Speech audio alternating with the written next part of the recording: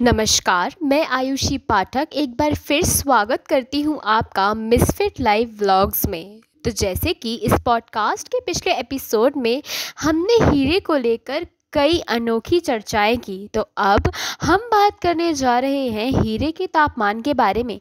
तो अब आप सब यही सोच रहे होंगे कि हीरे के तापमान में ऐसी क्या अलग बात है। तो चलिए शुरू करते हैं। हीरे के बारे में कहा जाता है कि अगर इसे ओवन में रखकर 763 डिग्री पर गर्म किया जाए तो हीरा गायब हो सकता है, क्योंकि हीरा एक कार्बनिक पदार्थ है जो ऑक्सीजन की मौजूदगी में अपना अस्तित्व खो देता है। वैसे ऐसे रिस्क कोई नहीं लेगा। हीरे के मालिक होने का एहसास ही अद्भुत होता है।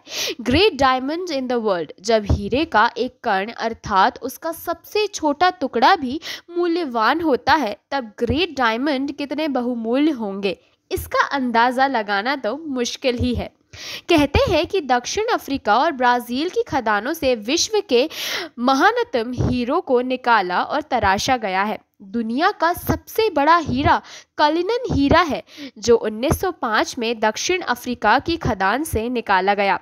3106 कैरेट से अधिक भार का है, जो ब्रिटेन के राजघराने की संपत्ति के रूप में उनके संग्रहालय में रखा है। आज तक का ढूंढा गया दुनिया का सबसे दूसरा बड़ा अपरिष्कृत हीरा 1758 कैरेट का हीरा सेवेलो डायमंड, जिसका अर्थ है दुर्लभ खोज।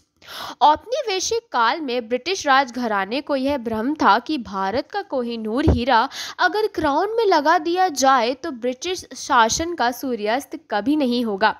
बात सही की थी कि सूर्योदय ब्रिटिश उपनिवेश में कहीं ना कहीं होता रहता था, परंतु राजघराने में यह मिथक उनकी राजशाही के अंत ना होने के साथ जोड़कर देखा जाने लगा और महारानी ने अपने मुकुट पर कोहिनूर जड़वा लिया।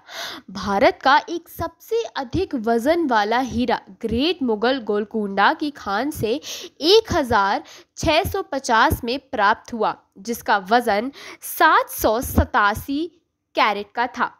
इस हीरे का आज तक पता नहीं है कि यह हीरा किस राजघराने में है। एक अन्य हीरा जिसे अहमदाबाद डायमंड का नाम दिया गया, जो पानीपत की लड़ाई के बाद ग्वालियर के राजा विक्रमजीत को हराकर 1626 में बाबर ने प्राप्त किया था। इस दुर्लभ हीरे की अंतिम नीलामी 1990 में लंदन के क्रिस्ले ऑक्शन हाउस में हुई थी।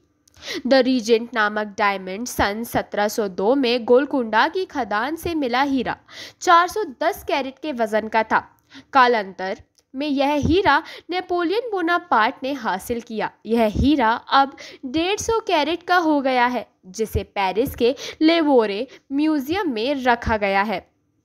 विकिपीडिया में दर्ज जानकारी के अनुसार ब्रोलिटी ऑफ इंडिया का वजन 90.8 कैरेट था। ब्रोलिटी कोहिनूर से भी पुराना है। 12वीं शताब्दी में फ्रांस की महारानी ने खरीदा। आज यह कहाँ है कोई भी नहीं जानता। एक और गुमनाम हीरा 200 कैरेट ऑलिव है, जिसे 18वीं शताब्दी में मैसूर के मंदिर की एक मूर्ति की आंख से फ्रांस के व्यापारी ने चुराया था। कुछ गुमनाम भारतीय हीरे Great Mughal 280 carat, Orlov 200 carat, the Regent 140 carat, Briolette of India 90.8 carat, Ahmedabad diamond 78.8 carat, the Blue Hope 45.52 carat, Agra diamond 32.2 carat, the Nepal 78.41 आदि का नाम शामिल है। तो ये था इस पॉडकास्ट का सबसे प्यारा एपिसोड, जिसमें हमने हीरे के तापमान के साथ साथ कुछ गुमनाम हीरो की चर्चा करी। तो मिलते हैं अगले एपिसोड में। प्लीज़ सब्सक्राइब करिए मिसफिट लाइव चैनल को और सुनते रहिए मेरा पॉडकास्ट ईश्वर का अश्रु हीरा।